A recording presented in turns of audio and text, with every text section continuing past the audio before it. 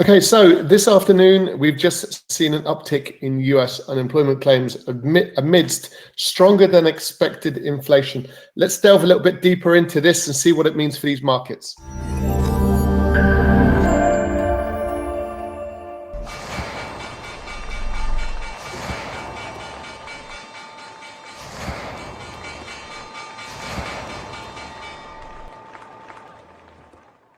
Okay, hello and welcome to our latest urgent market update video for Thursday, the 10th of October. Hope you're keeping well. Thanks for tuning in. So what we're going to do in this session, it's a brief market update. We're just going to look at the recent news that's just dropped from the US, and it's really around US unemployment claims numbers, which saw a sharp spike to the upside amidst stronger than expected inflation numbers, which again is a bit of a surprise for these markets. What we're going to see is what impact are these two events likely to have on US Fed interest rate decision making and monetary policy.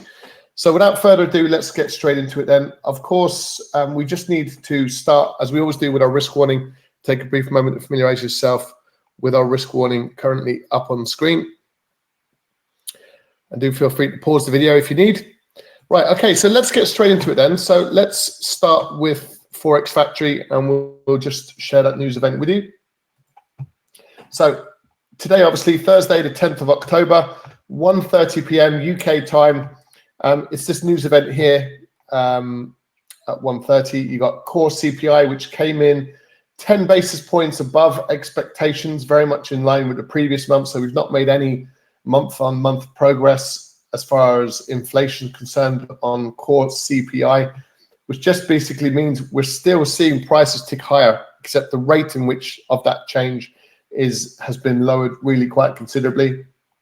And actually on the core CPI, we saw year on year come in marginally higher, 10 basis points higher than expected, which is a point of concern because the Fed are expecting these numbers to actually tick lower.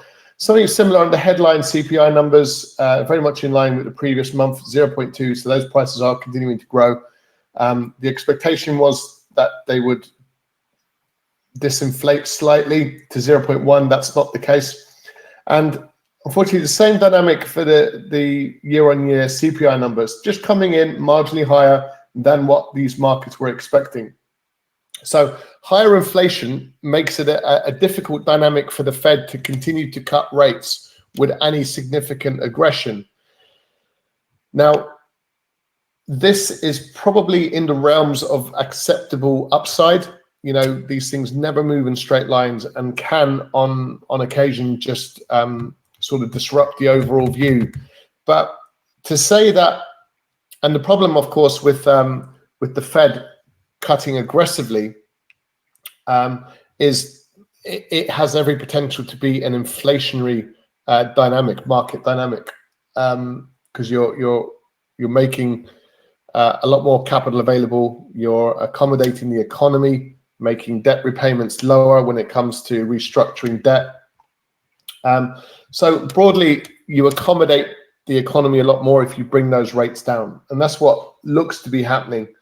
Now, the last thing the Fed want to see is these these inflation numbers continue to rally, and just a little warning sign there that actually inflation is not coming down as quickly as perhaps these markets were expect. So the question is, what impact will it have on rate decision making?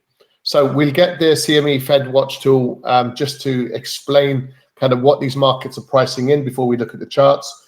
But just wanted to draw your attention as well to these unemployment claims. We're expecting 231 jobs. We saw 258. So that is the most significant unemployment claims number since probably going back to June 2023 is when we were last up at these levels.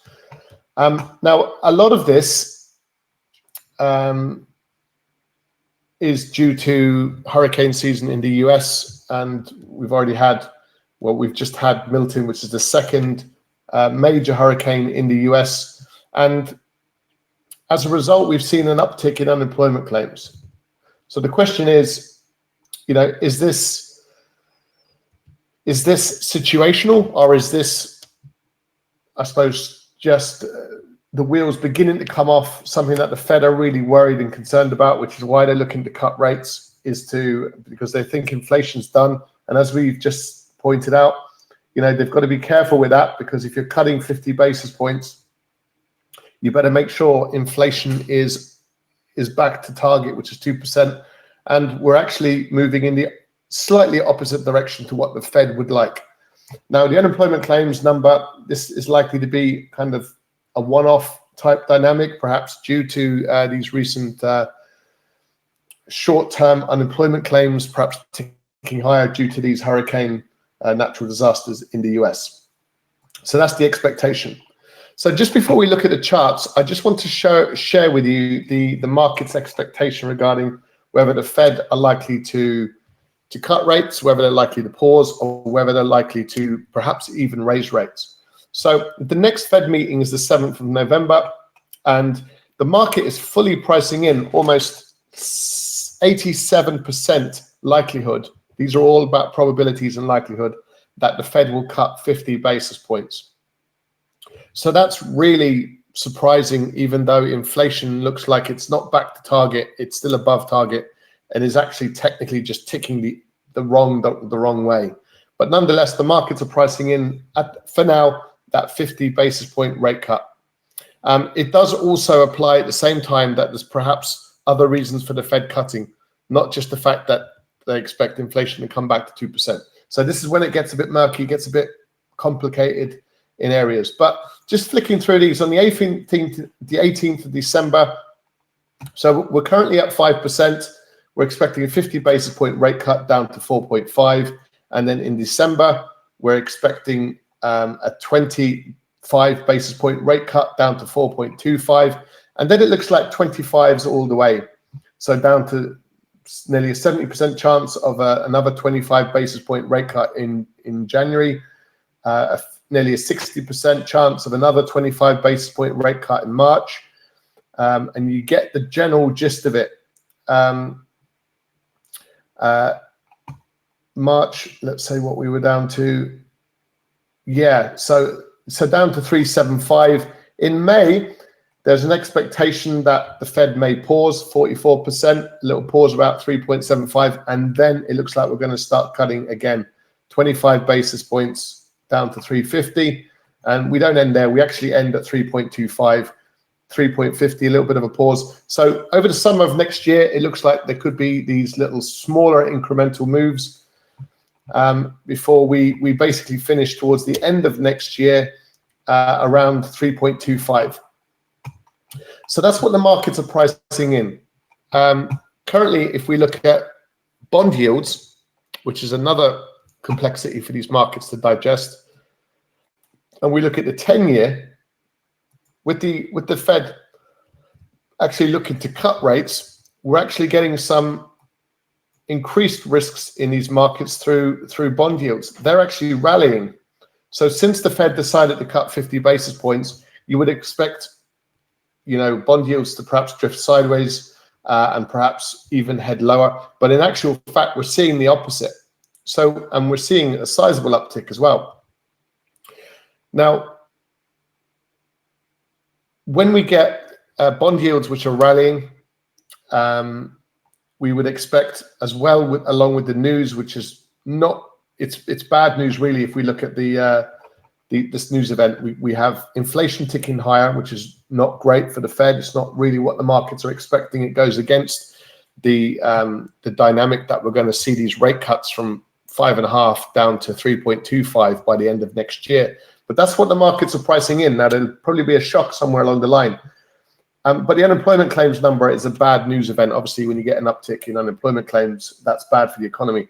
So to summarize what's going on with the bond markets, we're seeing this little dynamic play out, which is a bit disconcerting. And just wanted to share with you today's trading screen, where we were positioning ourselves in the S&P, looking to sell the highs on this occasion and looking for further dollar strength. That is the focus of today's discussions in our live trade rooms. And just up here at the top of the screen, prior to this news event at 1:30, we were suggesting if these CPI numbers and unemployment claims, if inflation comes in above expectations, we'd expect the indices to continue its progress lower, and we'd expect the dollar and bond yields to rally.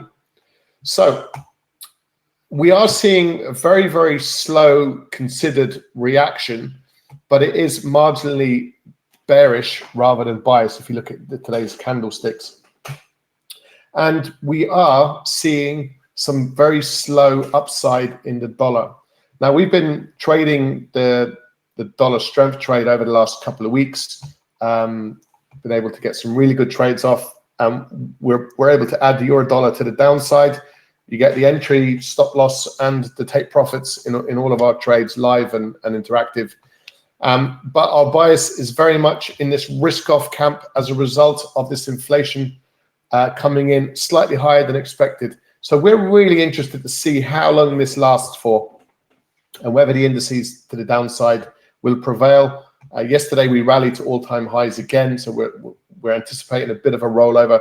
And if that's the case, there's plenty downside potential for these US indices if the markets play out in line with expectations. And that's really the big question, because there is an awful lot of there's a certain sort of lack of clarity when it comes to these markets, and probably an easier way to just demonstrate that would be to just look at sort of broad narratives, things that we could discuss. And what we're seeing is we clearly have the expectation for a very, very dovish Fed with lower rates. So we'd expect that to the downside. With the same time, we'd expect lower inflation and lower unemployment. We're actually seeing slightly higher unemployment and slightly higher inflation. We do have broadly quite positive economic data. And we really do still have this AI rally narrative still in play. So what we've seen as a result, and let me just change the color here. What we're seeing is a bit of a risk-on market dynamic playing out for the indices, but the indices only up until just a few hours ago. We're now beginning to see that turn over to the downside. Because if I now just draw your attention to the other narratives, the other side of these narratives, it's not so much that we've got a hawkish Fed. We're still going to see these rate cuts, but we do have higher inflation than what was expected, higher unemployment numbers. There's certainly a lot of recessionary fears that are still, if you dig deep, you will find them. And what that has led to is more of a risk-off market dynamic. So we'll hopefully round this off. And what that means is we're not really getting the follow-through from the indices just yet, but we anticipate it's likely to come. But what we are seeing is both US bond yields and the US dollar pushing higher, and we're seeing that positive response. So what we're trying to sort of summarize, we pretty much have this very, very interesting dynamic between risk on and risk off. And if we go risk on, we'd expect the indices to rally. If we go risk off, we'd expect the dollar to maintain its strength as long as we get further upside in US bond yields, which is exactly what it looks like. So if you're looking at these markets and you're anticipating and thinking, right, well, you know, the backdrop is really quite confusing and convoluted, it's because it is. So we like to, when we're trading currently, we want to keep all options open. And yes, if an opportunity reveals itself to go risk on and have more of a positive appetite for risk, then we look to take a buy trade. If the risk, like we've seen with these negative higher inflation and weaker US unemployment claims numbers, that's generally accepted as a weaker, as a bit of a bad news dynamic. We'd expect the indices to start selling off and the dollar to continue to weaken. And it is doing so, but it's doing so very slowly. So hopefully that will pick up a little bit of pace. So that's our attempt to try and explain quite a convoluted market dynamic, and how hopefully these inflation numbers and unemployment claims might actually feed in to a good opportunity for that risk off trade.